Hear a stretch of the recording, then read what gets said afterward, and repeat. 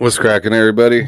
What is cracking? It's your boy Ham Solo here today on TSWS Gaming.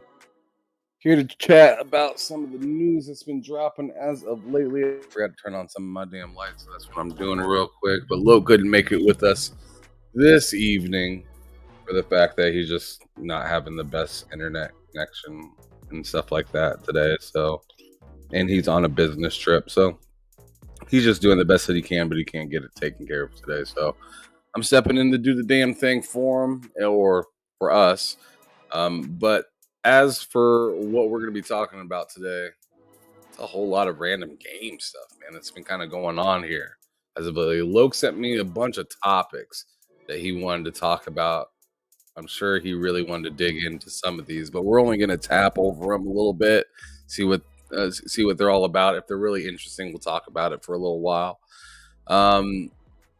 But yeah, let's go on ahead and get into this. The very first thing that I was going to bring up and talk about that Loke actually threw up in notice as recently was this little article saying Dragon's Dogma 2's a Steam page confirms release date ahead of planned announcement. So not too long that we're going to have to wait. It looks like March 22nd, 2024 is when we're going to be able to check out and possibly play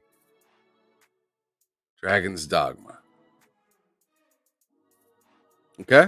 So, as it says here, Loke, of course, with the IGN article from Taylor Lyles says Dragon's Dogma's Steam page has revealed the game's March 22nd, 2024 release date ahead of a planned announcement later tonight. So just ahead of schedule a little bit, of course, they gonna break it. So the release date visible on Dragon Dogma 2 Steam page confirms a recent leak spotted earlier this month in which the Peggy rated rating for the game revealed it would be released on March 22nd, 2024 for PC, PS5, and Xbox Series consoles. Very interesting. It's crazy how some of these leaks end up happening and falling out. It's pretty nuts. Pretty cool, but I've played a little bit of Dragon's Dogma. I need to get really back on it. Did a couple. No, actually, I only did one stream of it, but played it for a little while longer after that. It's a pretty dope game. If you haven't played the original Dragon's Dogma, it's hella cheap right now. It's like under $10 on Xbox, or at least it was when it was on sale. I know it's no more than like $12 normally. It's a backwards compatible, or wait, not backwards compatible as in disc possibly, but I know it's at least in the store for you to be able to purchase. I've been playing it on my PS3, so yeah, because I don't mind playing on old school consoles and stuff like that. It doesn't bother me at all. But anyways, I highly recommend this game. It's gonna be super dope when it comes out, as long as it pays homage well to the last to the last one. Let's go on ahead and check out a little bit of previews. Go on ahead and mute that so I don't get no copyright infringement stuff. But let's check it out real quick, just shortly, and then let's move on to the next topic, because I'm not trying to sit around and just harp on any specific topic at all today.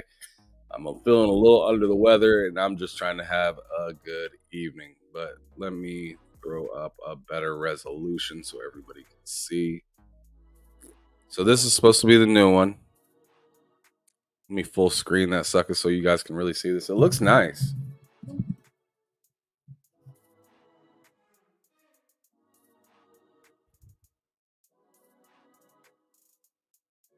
So this is Dragon's Dogma 2.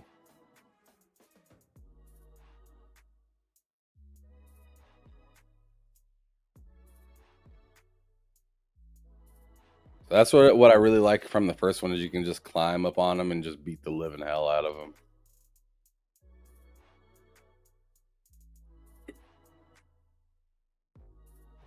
But the game looks real clean. You can throw suckers.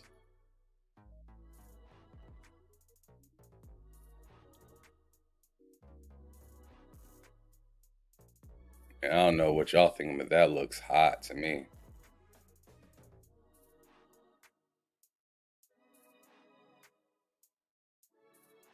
Love that electricity, man. That shit is looking hot. Let's go.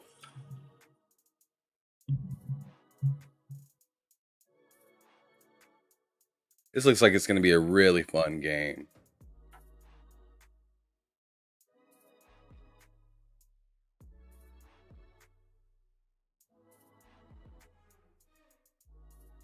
Here, let me try to turn off the audio here and see if they have any crazy BS.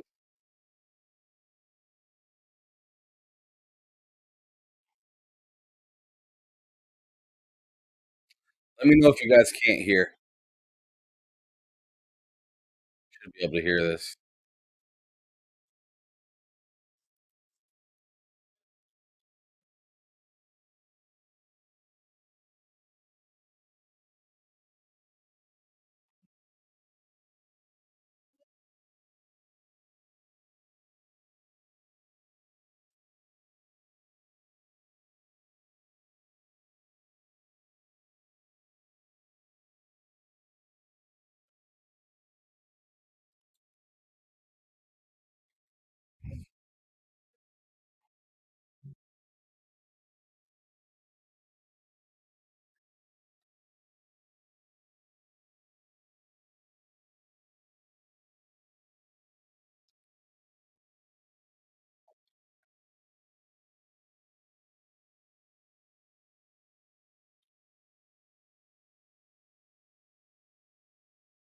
Okay. Stop presenting that and reshare it.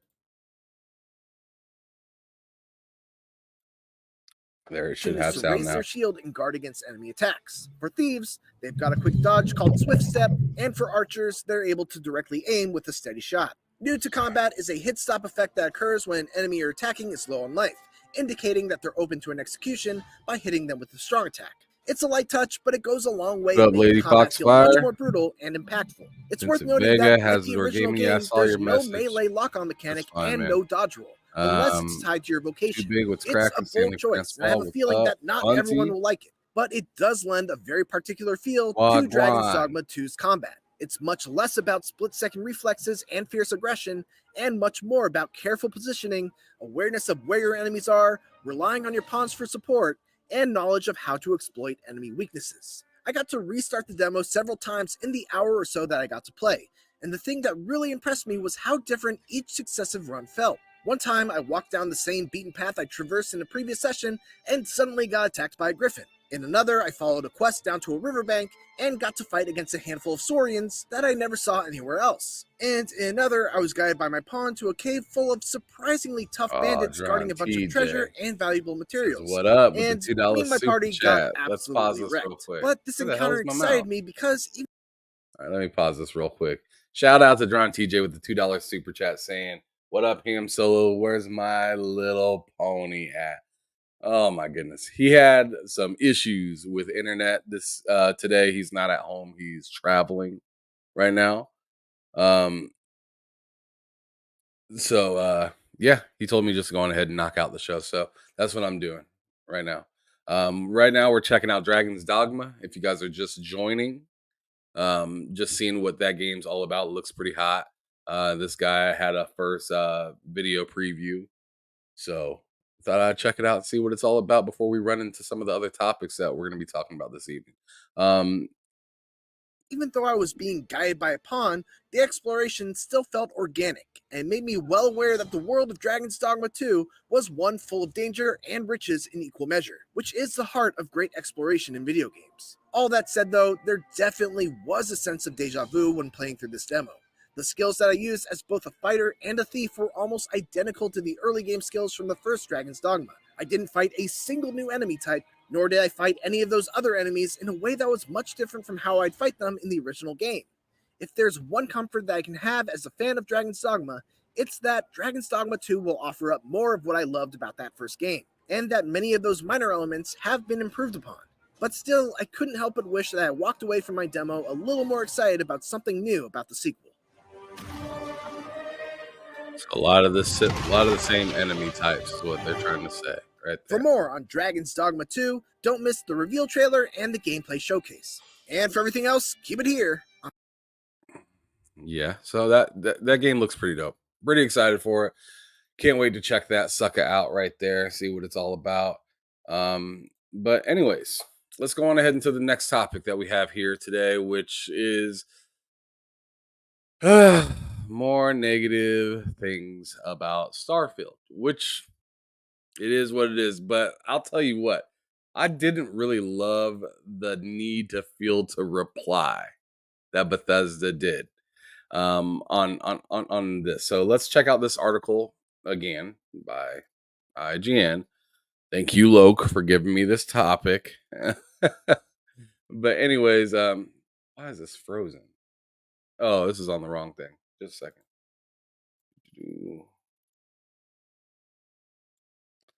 There we go. All right, so this one says Bethesda is responding to negative reviews of Starfield on Steam.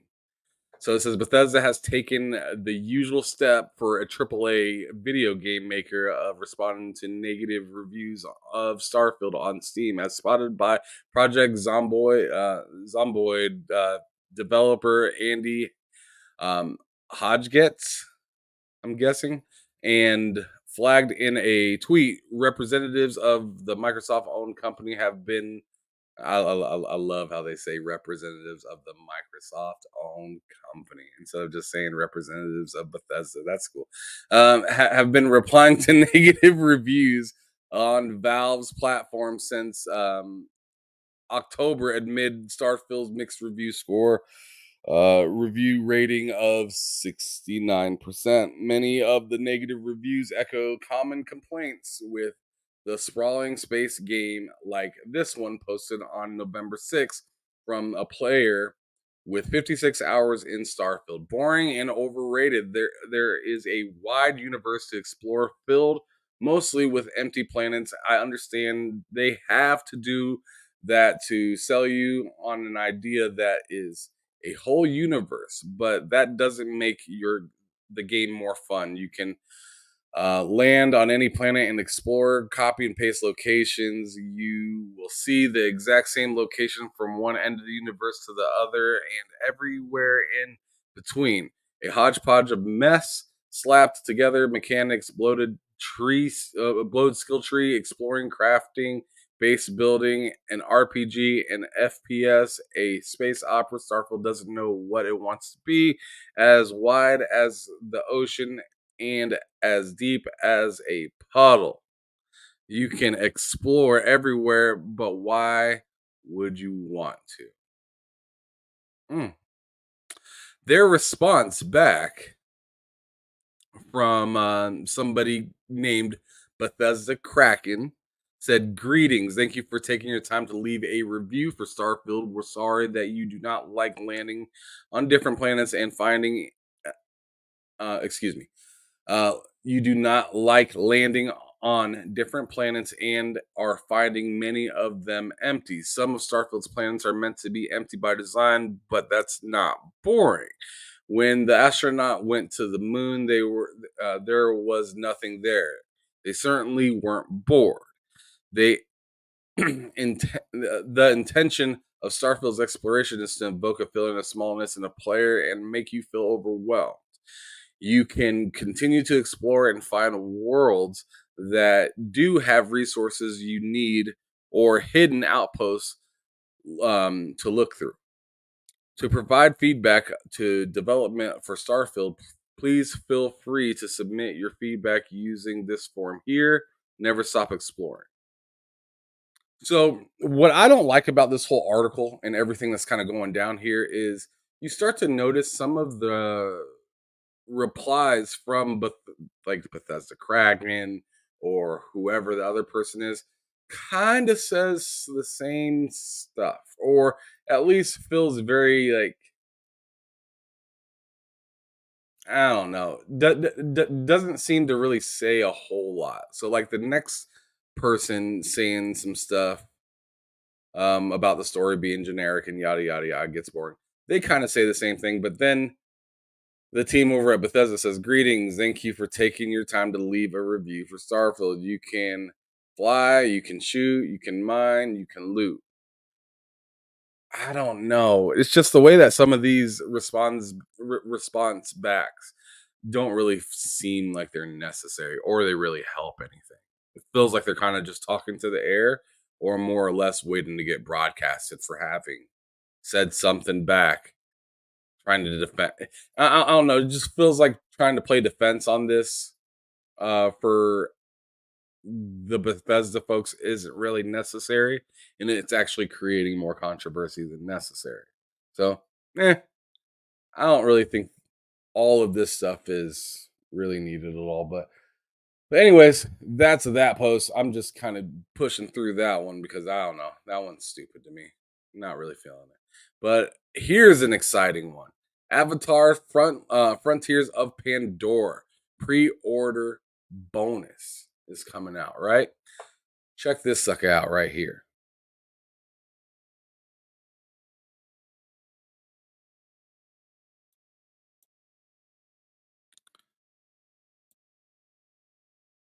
All right, so now we're in Africa with IGN. Let me go on ahead and mute this. This is probably going to be an advertisement. Of course it is. But let's definitely check out some of this stuff that they got to say in this little piece that IGN has. It's pretty interesting. I'm kind of looking forward to getting this game. This is something that I'm looking to take advantage of Ubisoft Plus with.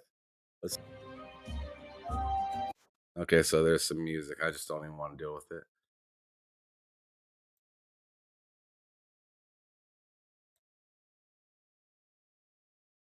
So it looks clean. It kind of does like it looks like a much smoother and next gen version. I don't know. I might be extra critical saying this, but it kind of reminds me a little bit of Far Cry. Just because of the more or less because of the like the first person aspect and just I don't know some of the shooting and I don't know. It looks nice though. It does look really clean. I like the way that fire was coming out of bro. That looked pretty hot. So as long as they can keep that kind of elevated looking gameplay and that's not just, looking good for the preview or, the or whatever you want to call this, the a little trailer or something like that. There's been plenty of times where we've seen a trailer and we're like, man, that looks amazing. And then the game comes out and it does not look anywhere near the trailer was supposed to look. Anyways, I digress. So, rolling right through some of these, you can tell that Loke's interest was here a little bit more than mine for some of these because I'm really interested on. I really wish he could be here today so he could talk about some of these because some of these I'm looking at and I'm just like, what do I say? What do I say? It says Keeley weighs in on the debate over Dave the Diver qualifying for best indie. And this one is provided by Video Game Chronicle. Let me put it up here on the page so you guys can see it and read it with me if you want. But it's been nominated at the Game Awards despite being funded by a billion-dollar publisher. Because remember, it's supposed to be best indie, and it's, getting some heavy funding. Very heavy funding. Anyways, it says the Game Awards host and producer Geoff Keighley has shared his thoughts on the debate surrounding Dave the Diver nomination for Best Indie Game. Before I even read this, I'm just going to assume Geoff Keighley says something along the lines somewhere in here that it just is what it is. That's just me projecting what I'm thinking he's going to say. Now let's actually read the article and see what he actually says. All right, so it says the game nomination has sparked debate over what makes an indie game because despite having the controversial lo-fi appearance that some indie games have, its developer Mint Rocket is a small team within Nexon, a South Korean company that made 1.8 billion in revenue in 2021 alone. During a recent Q&A session on Twitch, Keeley was asked for his thoughts on David Diver nomination at the Game Awards. Keeley answered that the definition of an indie game is hard to define. Here we go. This is exactly kind of what I was referring to. He's kind of saying it is what it is by saying this. It says Keeley answered that the definition of an indie game is hard to define, and that ultimately it's up to the Game Awards jury to pick the nominations. Look, it's a great question, he replied. Independent can mean different things to different people, and it's sort of a broad term. You can argue independent means the budget of the game. Does independent mean the source of the financing was? Does it mean the team size? Is it the kind of independent spirit of the game, meaning smaller game, that sort of different? I think everyone has their own opinion about this, and we really defer to our jury of 120 global media outlets who vote on these awards to make that determination of is something independent or not. That's silly. That's silly. So to me, this is like the Sifu situation all over again. So it's up to just the panel just to decide what a fighting game is. It's up to the panel to just decide what a indie game is, right?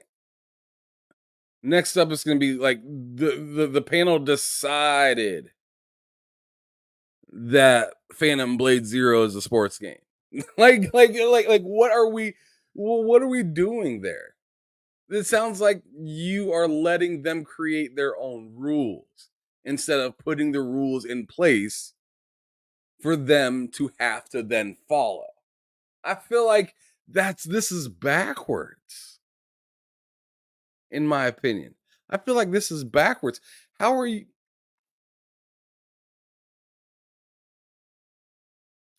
letting the jury do the law writing and everything for you? Like, come on, at what point are you going to say, hey, I got to take a hold of this ship? This doesn't belong here. Not saying that Dave the Diver in particular, but I'm looking at some of these other I'm looking at some of these other categories as well. You literally got a coach that's in a category that said that he was not even a coach for that year. We had the whole Sifu issue last year. There are really good RPGs out there. While you throw Liza P in there as a RPG, I mean, if we're just calling anything where you play as somebody else role playing, then hell, like every game's a role playing game. I mean, who is creating the laws around here? Who's even attempting to try? It's nuts, in my opinion. But anyways, he continues to say, in other industries, sometimes there are things I think in the film industry, the budget can't be above this amount of dollars or it's not independent. So I don't know. Some people have said Larian with Baldur's Gate 3, that's an independent game. Kojima Productions with Death Stranding, some people say that's an independent game. And even though that's an independent studio, of course, it's funded by PlayStation. Keeley also pointed out that some of the other indie games nominated in this year's Game Awards have publishers asking, if you have a publisher, is that still independent or not? Looks like Greg Miller had something to say on this right here. So let's read this. Greg Miller says, like I respect your opinion, Aaron, but this is such a crazy argument to me. So, if Naughty Dog set aside a 10-person team to make a pixel art 2D side scroller, we'd put them in this category. I think you got to change the name of the category if that's the case. Aaron actually said first, before Greg retweeted and said that. I understood both sides of the argument, but I do feel the term best indie game is more of a look and feel these days than semantic over a definition. It's an interesting argument right there. Tyler Glale, or whatever, I don't know how to pronounce that last name. There is no reasonable definition of independent game that could possibly apply to Dave the Diver. Not too late to swap that with Pizza Tower. Man, yeah. Some people. So that's what I'm saying. You got to create some more validity. It feels like every year with the Game Awards, there's just something that doesn't quite add up. Something that doesn't make sense. Something that's purposely getting skipped over or overlooked. It always seems to happen every year, and I understand that there's a bunch of games. There's a lot to have to take care of. Hello, Mr. Joanna Dark. I see you up in there. I appreciate you stopping through. Um, but yeah, my opinion is it's just like, why the hell are we not given defined answers as to what means what? What can what can slide through and what absolutely cannot? Why are we leaving it open ended for the jury to figure out for themselves? Like that to me is just nuts. Like this paragraph specifically right here bothers me. I think everyone has their own opinion about this, and we really defer to our jury of 120 global media outlets who vote on these awards to make that determination of is something independent or not. That's so dumb. You're the head of this show. You're the spokesperson that talks for this stuff. And you're leaving the responsibility for the supposed most important part of the show to just a jury of people that will just kind of do what they want to do. That will put up things where they want to put things up. That will make silly mistakes as calling Sifu a fighting game and putting it right next to something like a Killer Instinct or a Mortal Kombat. It's just silly. It's stupid. I, it's just little things like this. I hope that they clean up throughout the years. It's not something where I'm like, oh, the Game Awards needs to go away. This thing is dumb. This thing is just absolutely pointless. No, I see a point in having it. And I'd love to go to a Game Awards at some time in the future. But one thing I don't like to see is just stuff that doesn't make any sense. And then people pointing out that it doesn't make sense. And then somebody double downing and saying, yeah, we understand that it doesn't make sense, but it's not my fault it doesn't make sense. It's this 120 people behind me that made the decision. And it's just my show. It's just my show, but I'm not responsible for what happens at my show. That's kind of what I'm getting. That's kind of what I'm hearing, and that's not really what I'm liking. So, anyways, push it forward because I don't want to harp on this too much. Let's keep it pushing. Done with that. So, next article I kind of want to go through because that one was fun. That one lasted a little longer than I anticipated. Oh my goodness. So this is really interesting, and it's interesting to see somebody talking about it. Push Square is actually out here talking about this little court case that happens to be happening right now. It says court rules $5 billion lawsuit against Sony can go ahead following years of excessive PlayStation Store prices. So if you haven't noticed, PlayStation's getting sued as of a while This has been in and out of the news for some time. It just hasn't really stuck into the news for too long. But it looks like it's allowed to move forward because Sony, I guess, is getting sued by gamers, I believe, to to pretty much make their games more accessible to be purchased on other platforms instead of just the PlayStation Store. If you've seen PlayStation keys on like CD keys and stuff like that, those are usually from people that like got like a bundle of a console and they are reselling the key that they do not feel like or do not feel like using or do not need, right? So those are usually the kind of keys that you see from PlayStation on CD key sites or Kingwin and stuff like that. So let's kind of get into this article. But right before I get into that article, I'm gonna read this from Back from the Dead. He says you could say the same for any ID at Xbox or Devolver Digital game. For example, Song of Iron is from um, one guy with minimal outsourcing, but is backed by ID at Xbox. It, I mean, it's interesting. It's interesting because it's just like you're right. So they just need to figure out a specific definition for it and just ride with it. And stop saying, "Oh, well, it could. I could see why it fits, so it's there, and you guys can just argue about it."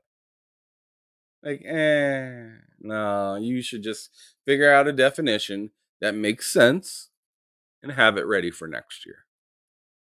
But anyways, going back to this whole court case with Sony, it says first reported back in August of 2022. So, like I said, this has been going on for a little bit. A consumer rights campaigner named Alex Neal set out to sue Sony for 5 billion, roughly 6.7 billion in American. Um, the basis of a class action lawsuit alleged that the PlayStation maker charges excessive amounts of money for digital content through the PlayStation Store, something that it can supposedly get away with by being a market leader. The actions of Sony is costing millions of people who can't afford it, particularly when uh, when we're in the midst of a of living crisis and the consumer purse is being squeezed like never before, is what Neil said at the time. Yo, this is something that we said for a while, not just here, but just as like a gaming community. Whether you love it, and by it I mean PlayStation, whether you love PlayStation, hate PlayStation, whatever.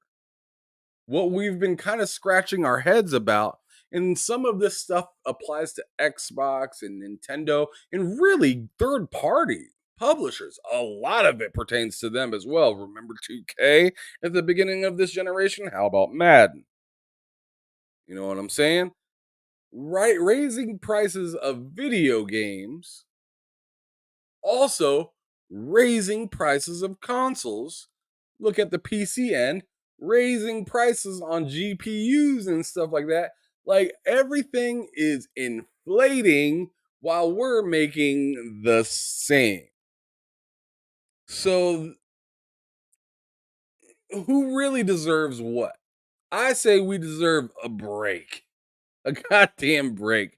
And like these things should not be so damn expensive just to try to get into what's supposed to be a fun hobby or whatnot. I understand there's a lot of hobbies out there that are really super duper expensive, but let's not overinflate the worth of something just because I don't know. Oh, if you look at inflation from back then, a $70 game should be like $200 now. Fuck that. No, it shouldn't. No, it shouldn't. Things are easier to make than before. It takes less people to make a lot of different things. It's not my fault that you go for crazy big budget stuff that you can't get returns from. That's not the customer's problem. Vampire Survivors sweeping up money. Plenty of people want to play their games. This pertains to specifically just buying PlayStation games and only being able to have the accessibility through the actual store itself. Man. Anyways, continuing on this article, the class action or the action of Sony is costing millions of people who can't afford it, particularly when we're in the midst of a cost. Okay, I already read that. And now over a year later, the UK's Competition Appeals Tribunal has ruled the lawsuit can proceed to trial. This basically means that Sony will now be forced to defend itself in courts. Previously, the company had attempted to dismiss the lawsuit before it could even get off the ground, but clearly that hasn't worked. So they tried to just ignore it and say, get this shit out of here, get this shit out of here, get this shit out of here. We're not dealing with this. But that didn't happen. So they press on. This marks a significant first victory for the claimants, as Sony lost their battle to block the claim on both the merit of the case and the funding arrangement, reads Neil's newly posted press release. Neil herself writes, this is the first step in ensuring consumers get back what they're owed as a result of Sony breaking the law. PlayStation gamers' loyalty has been taken advantage of by Sony, who has been charging them excessive prices for years. Yo, we another yo moment right there. We've been saying this kind of stuff for a hot minute, but everyone loves to defend Sony to the death.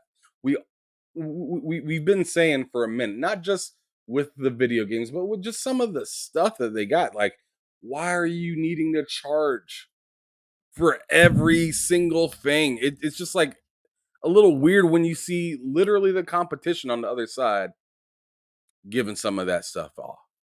Sure, maybe they're trying to just get back people, I guess. But I don't think you're going to get a ton of people back into Xbox by making a few games backwards compatible. You're not catching up to Sony doing that. And I think they know that. That's just a nice perk. What kind of nice perks are we getting from Sony that hasn't been upcharged? They recently raised, it's just ridiculous. They recently raised the price on their subscription service. And you know what they gave us to do that? Saints Row. Saints Row's development team just went out of business. Like, they're giving us pennies, but asking for, some big bills. And it's just, and that's more or less what Neil herself is saying. I'll read the paragraph one more time just if you miss it. This is the first step to ensuring consumers get back what they're owed as a result of Sony breaking the law. PlayStation gamers' loyalty has been taken advantage of by Sony, who have been charging them excessive prices for years. This is what they're saying. We've said it for a hot minute. Some of this stuff is just flat out overpriced. Just is what it is. One of the arguments against Neil's lawsuit was that Sony isn't the only company to take 30% cut of sales made from its digital storefront. The supposed cause of PlayStation store prices being so excessive to begin with. Indeed, Microsoft and Nintendo do the same thing with their own console-based marketplace. But again, that obviously hasn't stopped the lawsuit against Sony specifically from progressing to trial. One of the reasons that isn't a big deal is, at least for Microsoft's sake, because I honestly think Nintendo's guilty, just as guilty. I honestly think Nintendo is just as guilty. We've all talked about prices of Nintendo games and how they just stay. expensive. Go check out go check out Breath of the Wild right now. The price of Breath of the Wild. There might be some sort of deal of it, kind of, because it's near Christmas time. But I tell you what, it ain't under $40, and that game's been out since the launch of the Switch. There's lots of other games just like that. That those prices just don't budge, and there ain't a whole lot of other ways to get them. So I mean, I'm kind of surprised that Nintendo isn't lumped in this as well. But I know for sure you can get Xbox games all over the place on key sites. Kingwin, CD Key, G2A. You can get PC games everywhere as well. It's ridiculous. But let's go on ahead and move on from this article. I'm all set on that one, bro. I am all set. Oh no. Oh no. Okay, so there's another lawsuit, I guess, that's going on. And this one's extremely new to me. I had no idea. But CD Projekt Red lawsuit that alleged it misled investors over Cyberpunk 2077's launch. So this is something. It says to continue the article from IGN, Ryan Dinsdale.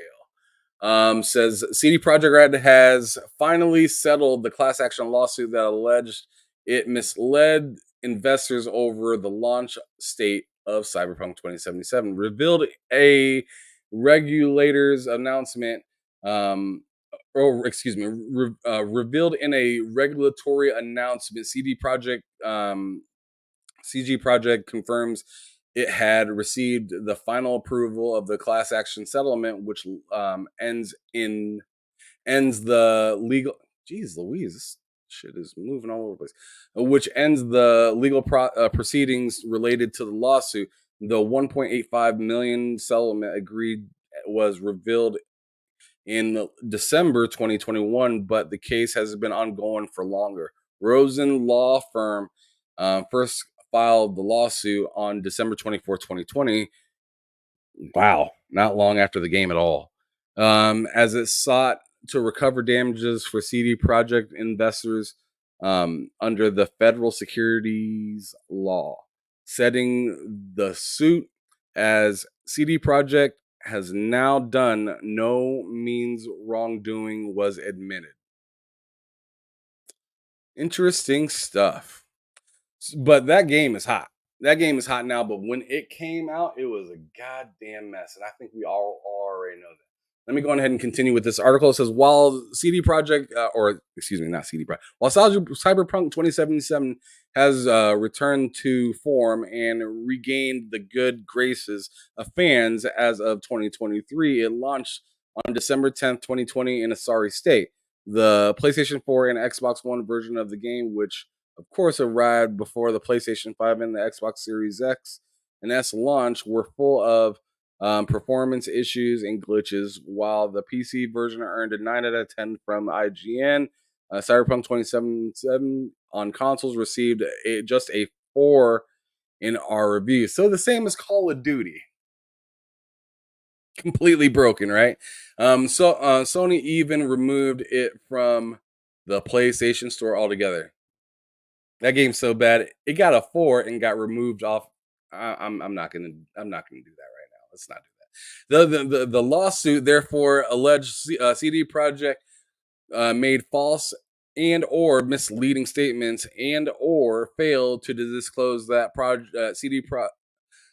Cyberpunk 2077 was virtually unplayable on the current generation Xbox or PlayStation systems due to an enormous number of bugs, among other similar claims.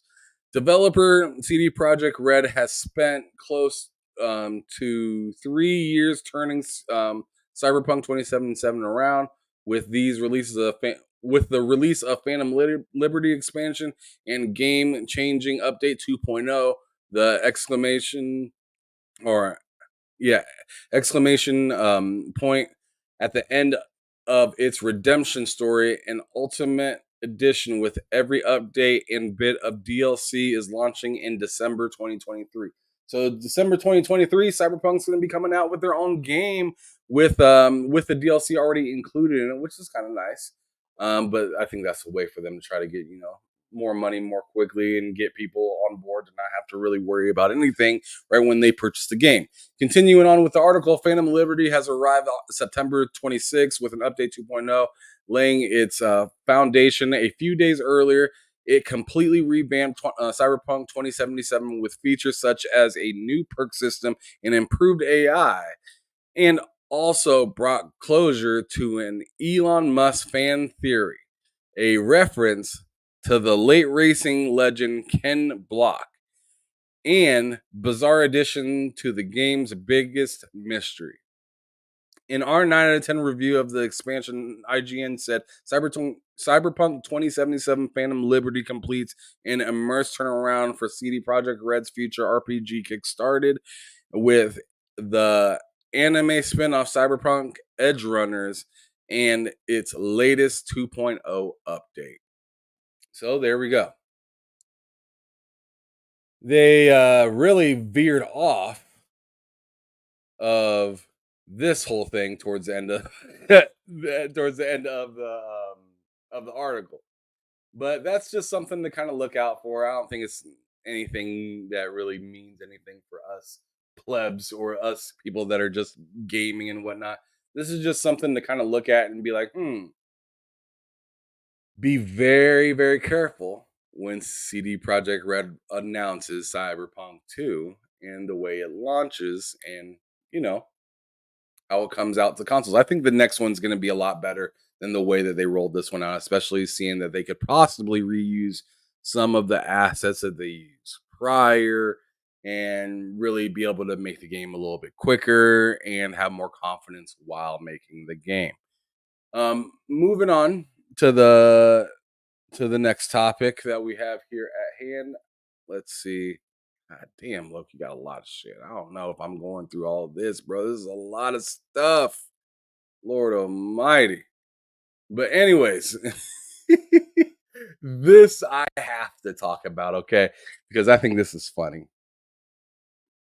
All right. So, the Game Award security will be tighter to prevent another stage invasion, Jeff Keighley says. That's awesome, right? This is written by Chris Scullion from the Video Game Chronicles. He says incidents may have happened at two of Keighley's recent major events. The Game Awards host and producer Jeff Keighley says security will be tightened at this year's show to prevent another stage invasion. Both the Game Awards 2022 and this year's Gamescom Opening Night Live show were disrupted by unauthorized people coming onto the stage and speaking into the microphone. The incident have raised concerns for the safety of Keighley and the other guests who take the stage to give and receive awards and discuss upcoming games. In a recent Q&A stream on Twitch, Keighley asked if he would be taking more security measures at this year's Game Awards to prevent a third stage invasion incident. Keighley said he was, but didn't want to go into specifics that would be invaders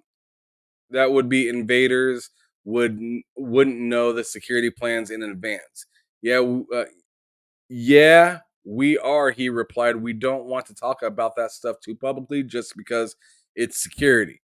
We definitely have plans and we're trying to do all that we can to keep me safe, but also everyone watching the show and the audience, people participating in the show and everything. It's certainly something we're thinking about. We appreciate the concern. Believe me, that's something that is top of mind for us. But we also want to put on a great show that celebrates these games and celebrates our love of video games, so that it's important to keep in mind as well. But yeah, I appreciate the concern around that.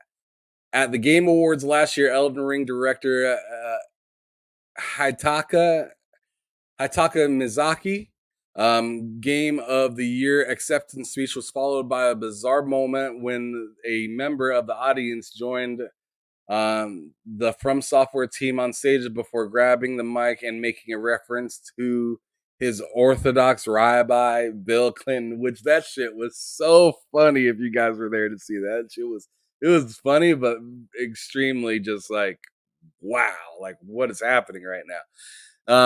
This was followed by a second stage invasion at Gamescom Open Night Live in August, where Keeley was interrupted early during the show by an audience member who appeared to repeat Bill Clinton wants to play GTA 6 several times before being removed by security. Both incidents raised concerns about the safety of Keeley and the other people on stage, partially due to the relative ease with which these invaders got onto the stage, but also how long it took the security to remove them. It was really weird. If you go back and watch both of those, it's like the security didn't even know what to do. The security was just like, oh shit. Oh, let me get up there. It looked so messy and unorganized. And I mean, I thought Keeley might have been packing for this upcoming Game Awards on stage. He got his concealed carry license. He ain't messing around. I think that's funny. But anyways,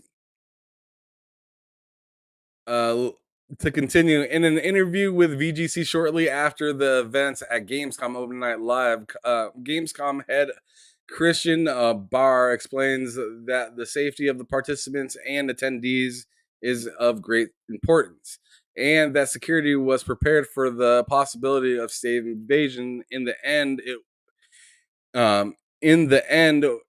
it was good because the intention of the person was just something silly, but of course, if somebody had bad intentions, would have tried to do the same thing, that was a big risk.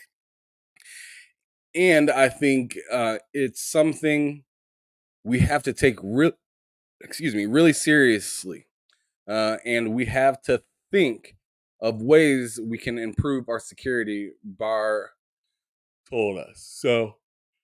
Yeah, good luck with that. I mean, I feel like it's almost a tradition where Keeley is made uncomfortable at his own shows by some random person. I mean, hopefully they get it figured out because that is mad dangerous.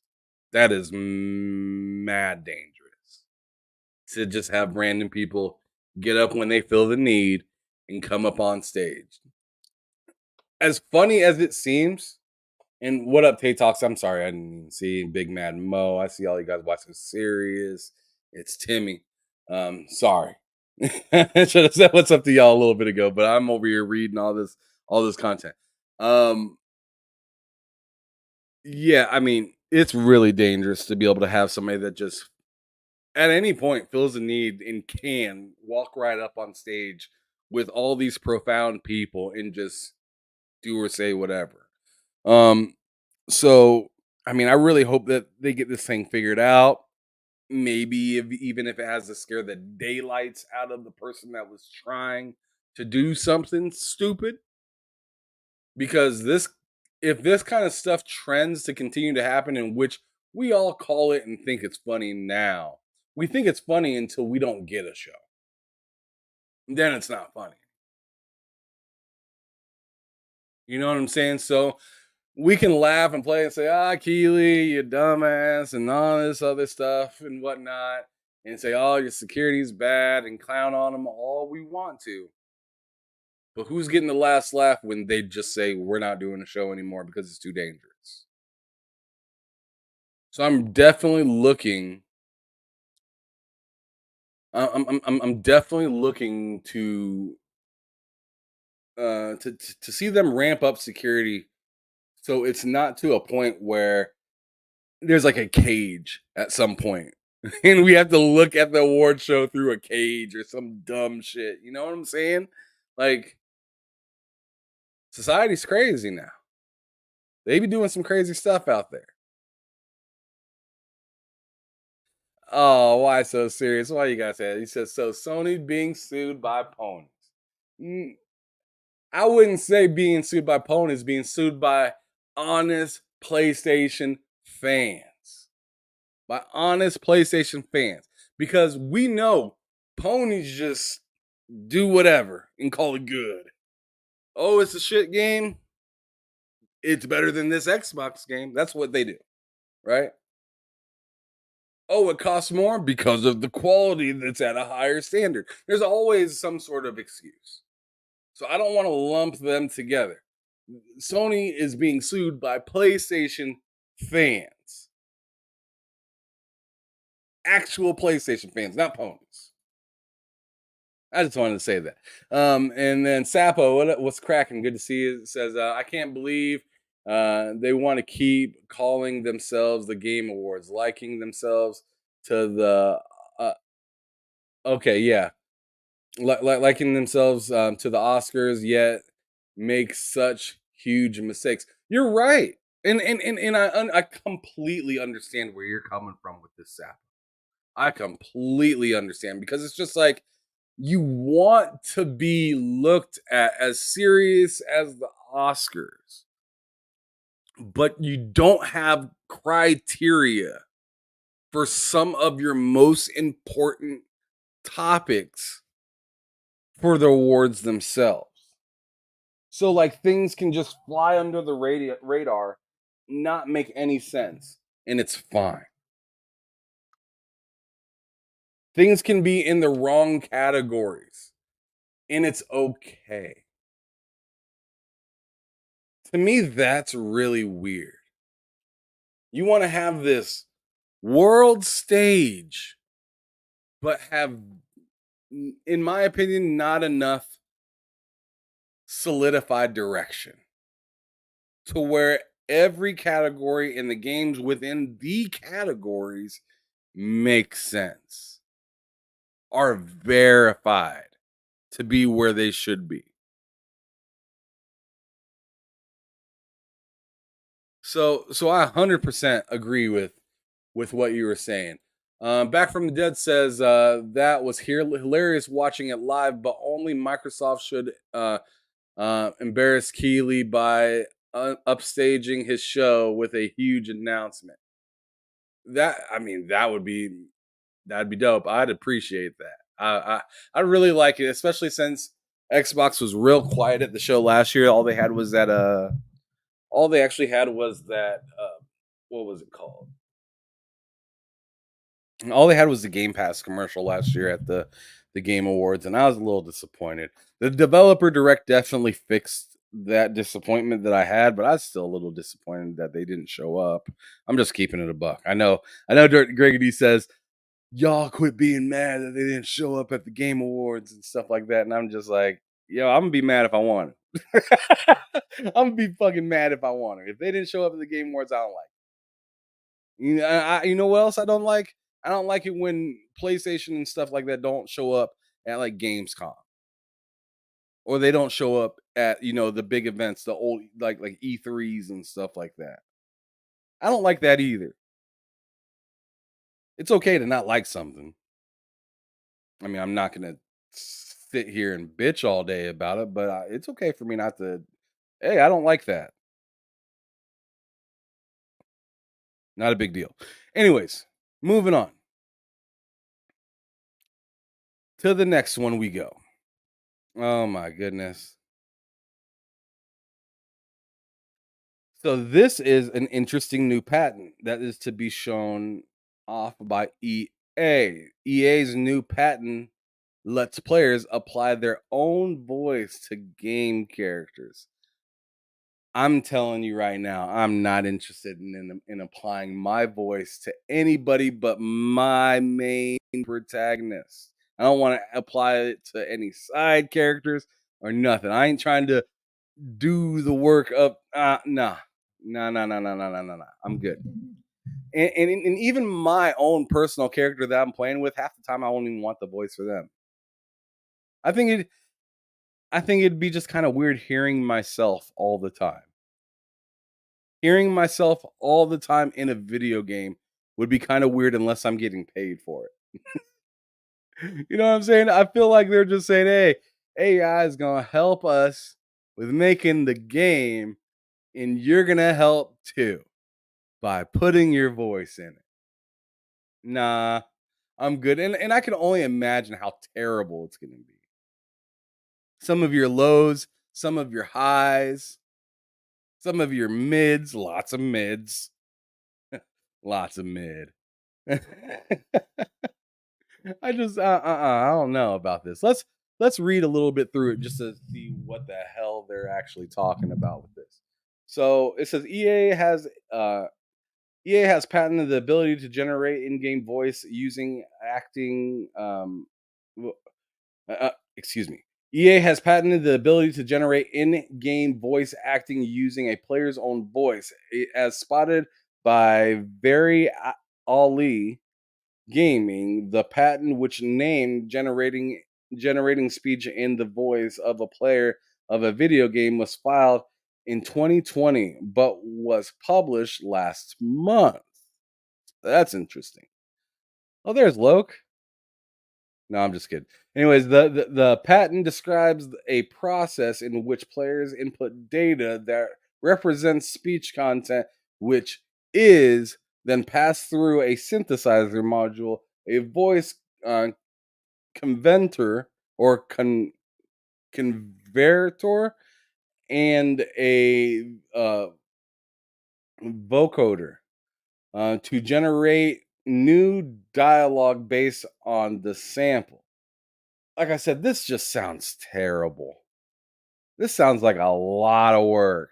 But I mean, if they could get it to work right at some point, I wouldn't expect this thing to work perfect from the jump. But remember, a lot of people really liked what 2K did back in the day when they allowed you to take a picture of your face and like they'd scan it and then put it onto the video game character in the face. I thought that was pretty cool too. But again, it wasn't something that I really ended up using. So I'm kind of looking at this the same way where it's like, oh, you can record your voice and then they could use it. That's cool. I might try it once or twice, but it's not like something I'm looking to do with every video game. Um, it's a neat little quirk for the game or whatever. The idea is players will be able to put their own voice in the game, with the most obvious example being the ability to make the protagonist sound like the player. The patent explains that previous attempts at generating speech in games involved text to speech systems where the game receives text and and uses a synthesizer to generate audio speech. However, the patent says such approach usually requires many speech samples. Um, Examples being like hours of speech. Holy crap! Um, in order for the synthesizer to accurately capture the voice in the synthesized speech audio, and that if a different voice is needed, the synthesizer would need to be trained again with hours of new sam. That's what I'm saying is I don't understand if this is really worth it. I mean, huh?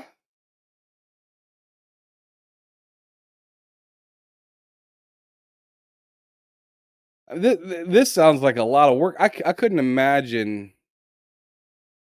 like my daughter wanting to have her voice in a game or something like that, and having to tell her, "Yo, you gotta sit here and just keep talking." I don't know what are they looking to record? Like, are they gonna give you random sentences to say? Or am I gonna have to say all the lines of the game, and they just fucking throw it in there? I don't know.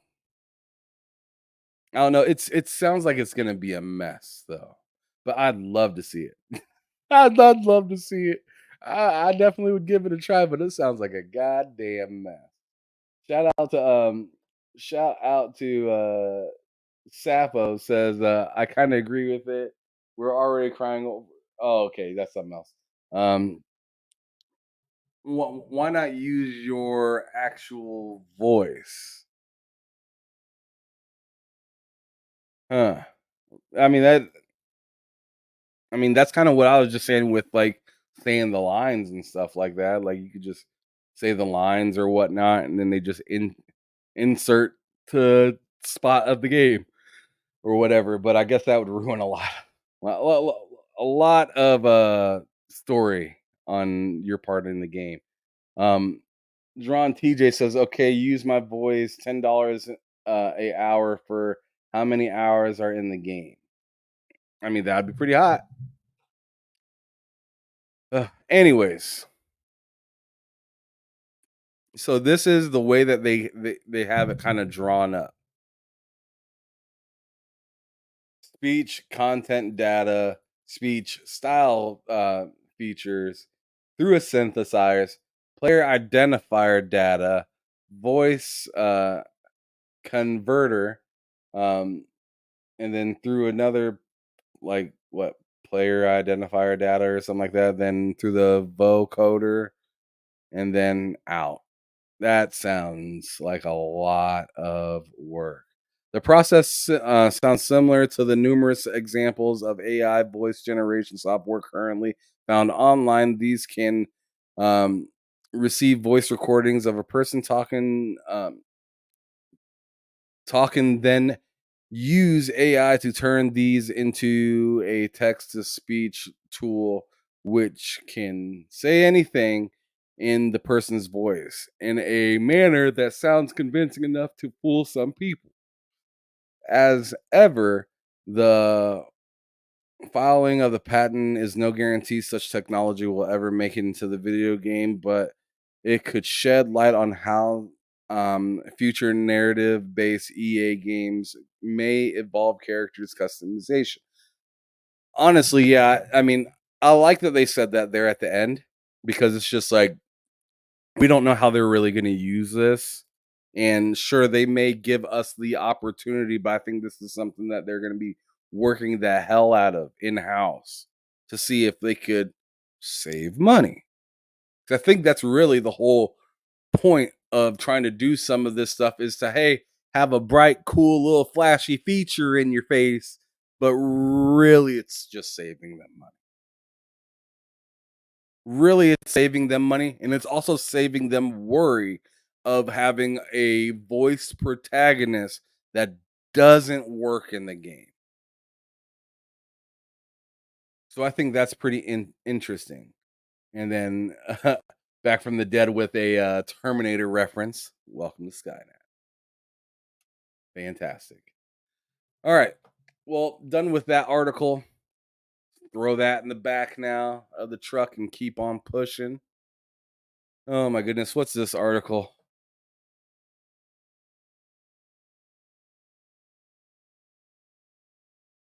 Okay, so I don't know.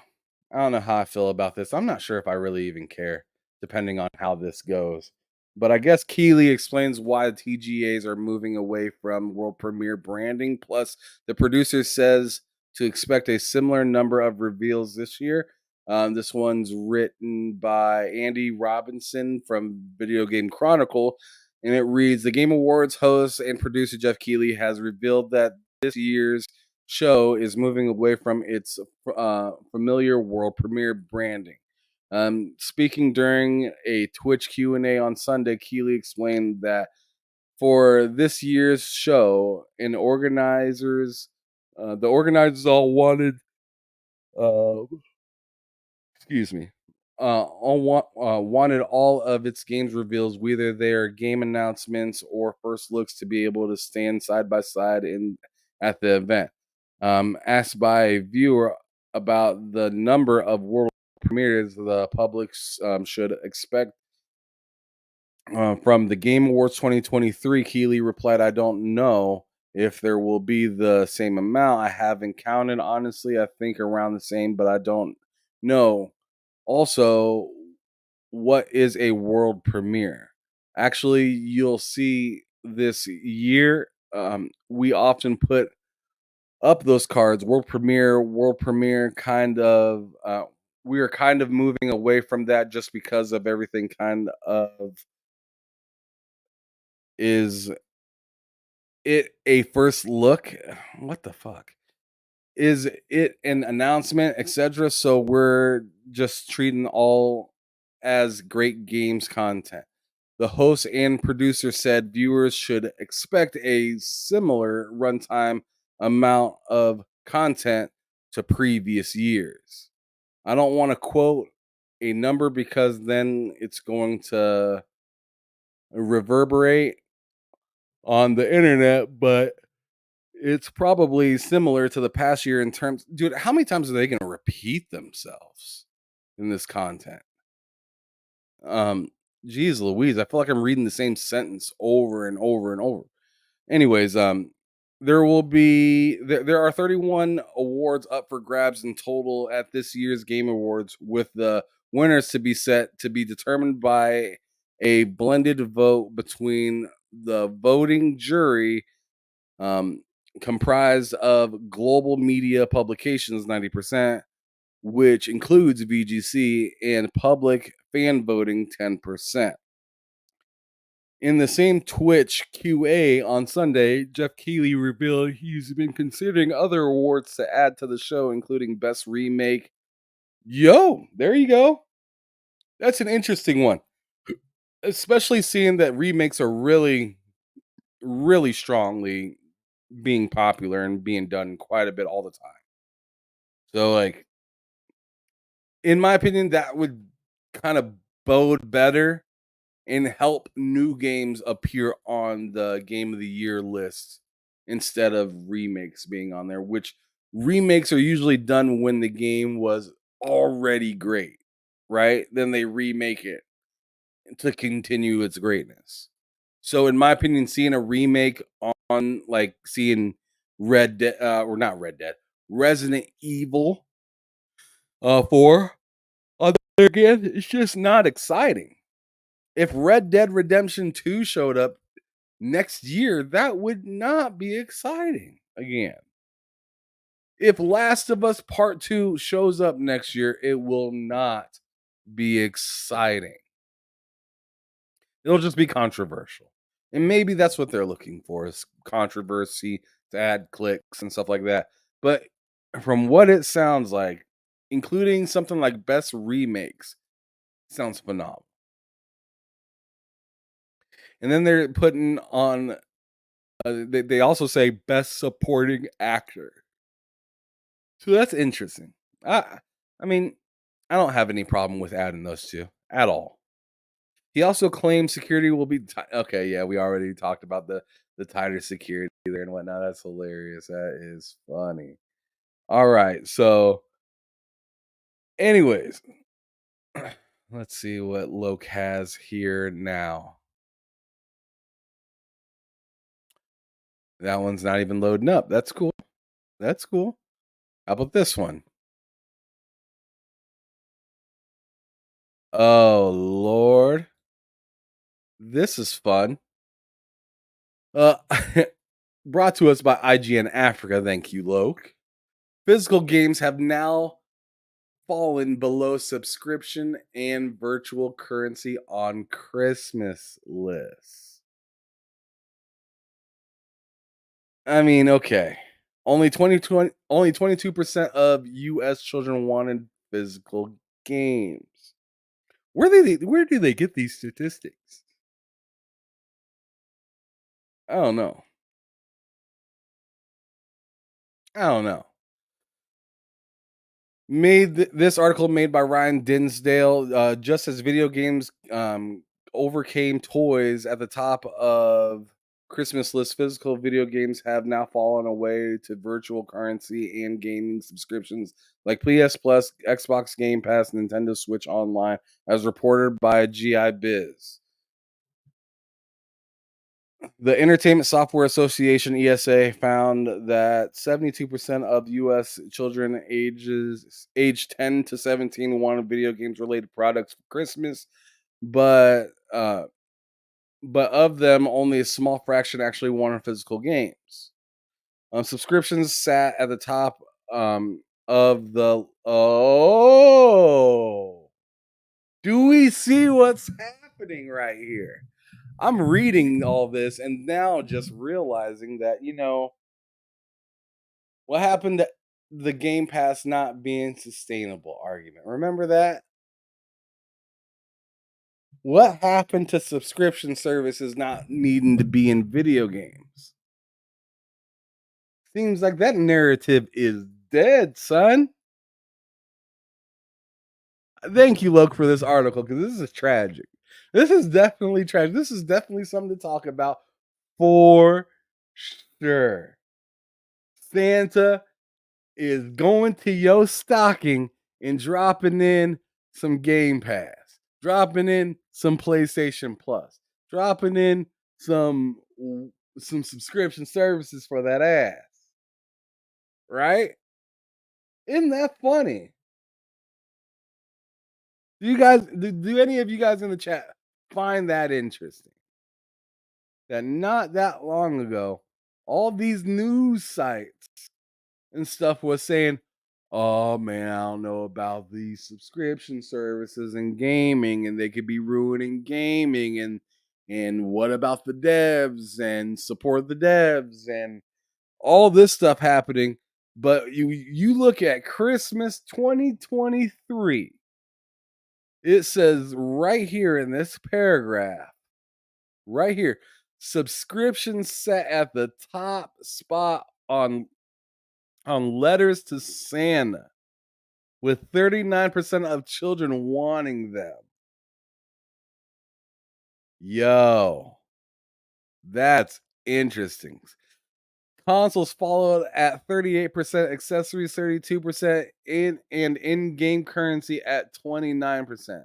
The least popular option was the aforementioned physical game, which sat at 22%. Yeah. Yeah. You talking about the V-Bucks and shit like that. The in-game currency right here, this stupid shit. Yeah, no. If my daughter asked me for this shit, it's probably a no. And some of these games need to get in trouble for some of their predatory practices. Not just like not just monetization, but also just like an actual safe place for kids to play where monetization isn't like just blowing up in their face. Like Roblox is terrible at this. Where my daughter just goes, she's going to what she's playing her, you know, game that she's made inside her own head about um oh, I'm going to this vendor and then let's go to the store, horsey, or go do this over here, or pretend to be a baby or whatever they're doing. But like these vendors within the actual game itself are asking for real money. And sometimes when the pop-ups come on the screen, it's hard for even the parent to get the pop-up off of the screen. There's been a few things. There's been a few times where I'm like, dude, which button is it to get this thing off of here?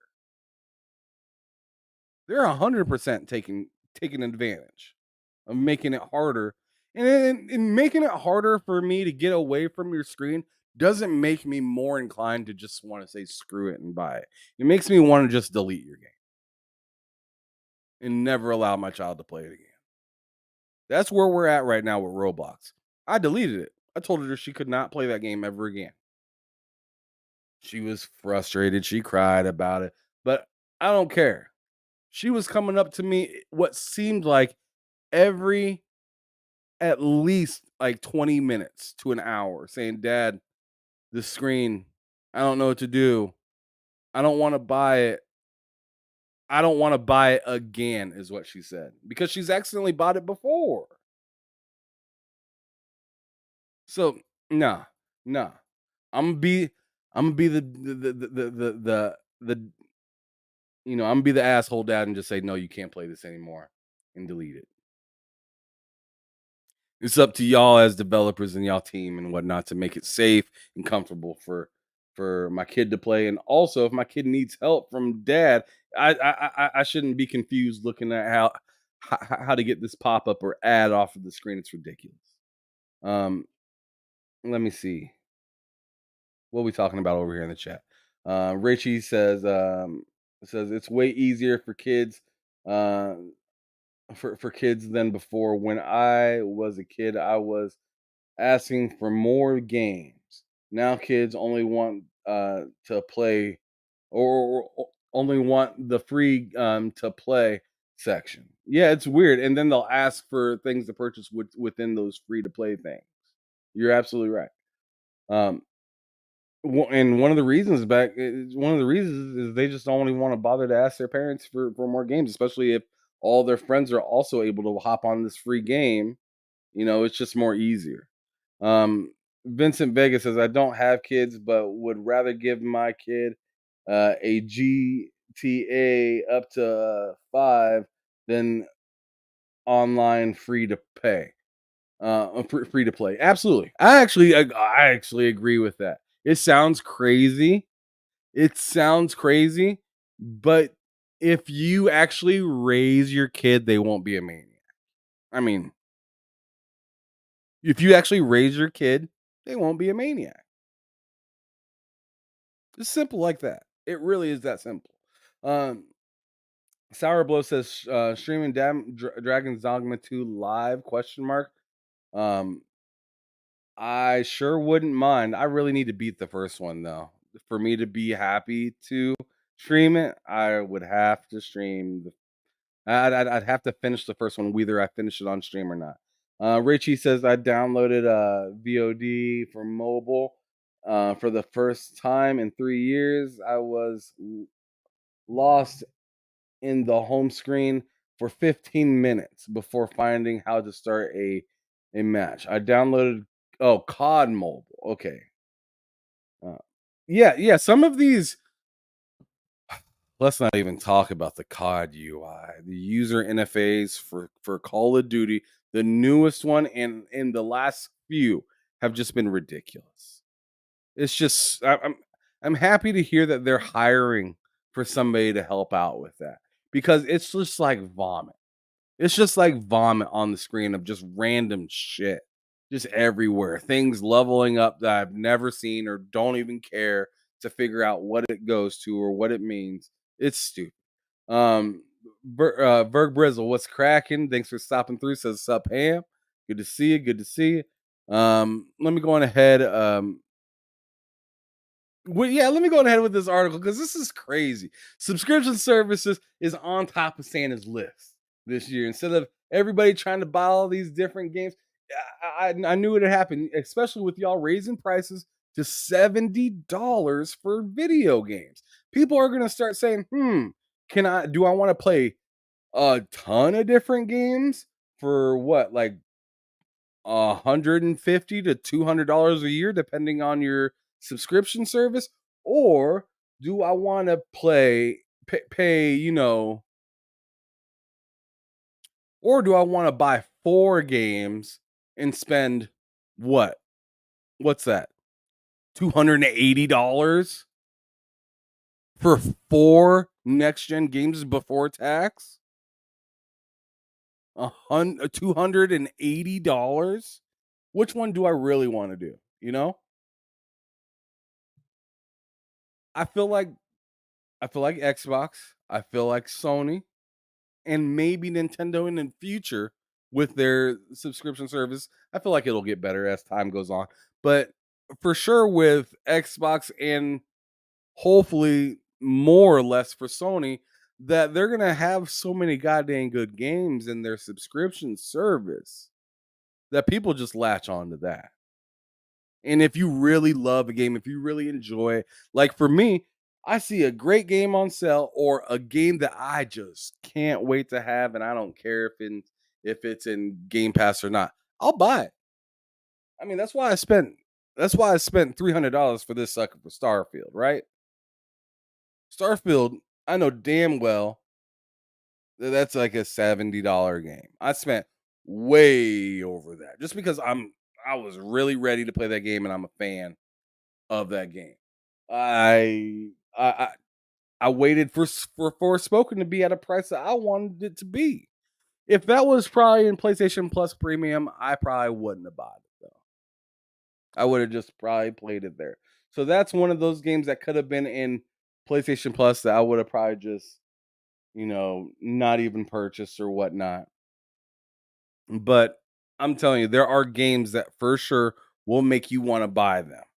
Especially seeing that they're in a subscription service, they can leave the subscription service, right? So if something leaves a subscription service and by that time it leaves, it's on sale for either a discount within the subscription service or the game's been out so long that it's just on sale regularly, then I'll buy it then. That's that's that development squad. That is your Square Enix. That is your EA. That is your Koei Tecmo or whatever getting paid from me 2 times. So anybody telling you subscription services are not helping devs are full of shit because they're getting paid from said subscription service. And then if they leave said subscription service and people decide to buy that, they're getting paid twice from some of the same customers.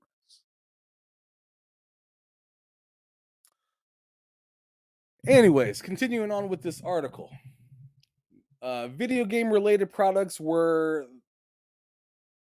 the most popular Christmas gift period through though with its 72% even overcoming money and gift cards at 70%.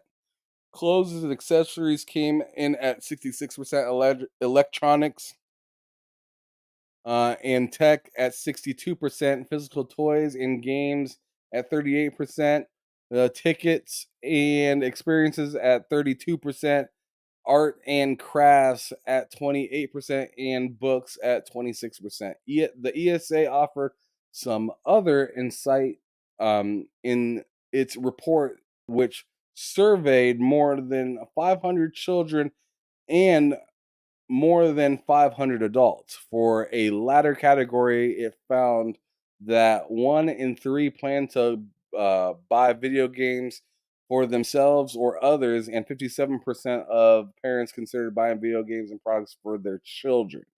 Um, more than 212 million Americans play video games regularly. So it comes as no surprise that video games are at the top of this year's wish list, said ESA president and CEO Stanley Pierre Lewis. Whether a family is getting a new console, updating their controllers and headsets, or adding to their library with new games and expansion packs, we know video games are a great tool for families to play together and connect during the holiday season and beyond. The shift to digital won't necessarily come as a surprise to many, as digital sales accounted for an estimated 90% of the games sold in the UK in 2022.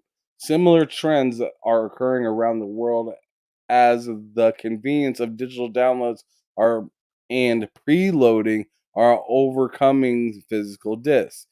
Even major releases like Baldur's Gate 3 and Alan Wake 2 have launched as digital only products. Street Fighter and Resident Evil publisher Capcom also said back in 2020 that 80% of its sales were digital, while later that year Cyberpunk 2077 reportedly saw its biggest digital launch of all time. That is interesting stuff right there. So as you see, the market is, I mean, we've already known this. The market is pushing people over to digital. And we're doing it ourselves. We're saying, oh, it's much more convenient. Oh, this sale is available here. Oh, I'd rather buy this here on this digital store so I can play it on all these different consoles without having to deal with the disc. You see Series S's out. You see PlayStation Digitals out. Like these digital. I mean, when's the last time you shoved a disc into your PC? Talk about it. You want to talk about physical being gone? It's been gone from PC for a hot minute. You didn't think PC's always leading the way with the direction and really the way that games get made. So if we see PC trending this way, we should think similar for consoles at some point. Remember back in the day, you didn't have USBs in consoles and stuff like that. Now we have some of the same hookups on our consoles that we have on our PCs.